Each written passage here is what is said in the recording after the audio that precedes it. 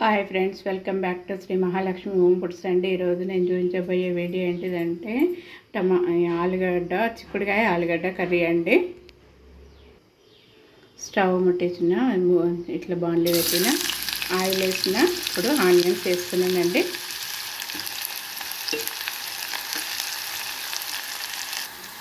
అల్లం వెల్లిపాయ పేస్ట్ వేస్తున్నానండి.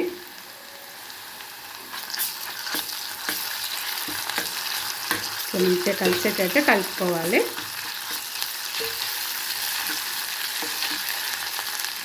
పసుపు వేస్తున్నానండి. చిక్కుడుకాయ వేస్తున్నానండి.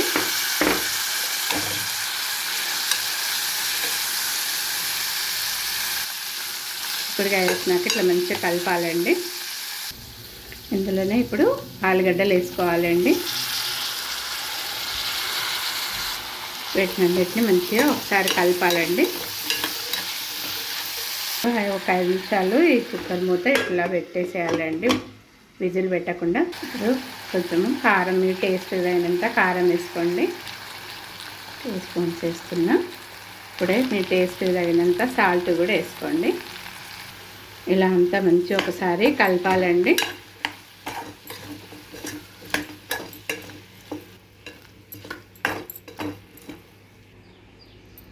ఇప్పుడు కొంచెము కొత్తిమీర వేసుకోండి. కొత్తిమీర ఎంత వేసినా మంచిగా ఉంటుందండి, బాగుంటుంది. ఇలా కొత్తిమీర వేసినాం కదండి, మంచిగా ఒకసారి కలపాలండి. ఇప్పుడు కొంచెము ధనియాల పొడి వేసేస్తున్నాండి.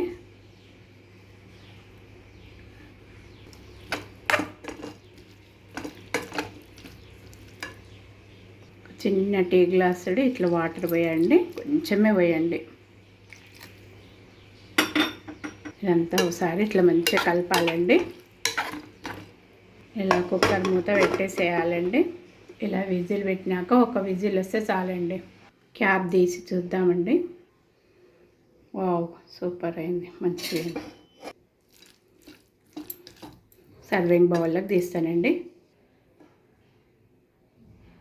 చిక్కుడుకాయ ఆలుగడ్డ కర్రీ రెడీ అయిపోయిందండి. నా వీడియో చూసి మీరు కూడా ఇలా వేసుకోండి. నా వీడియోకి ఒక లైక్ చేయండి, షేర్ చేయండి, సబ్స్క్రైబ్ చేయండి. బాయ్.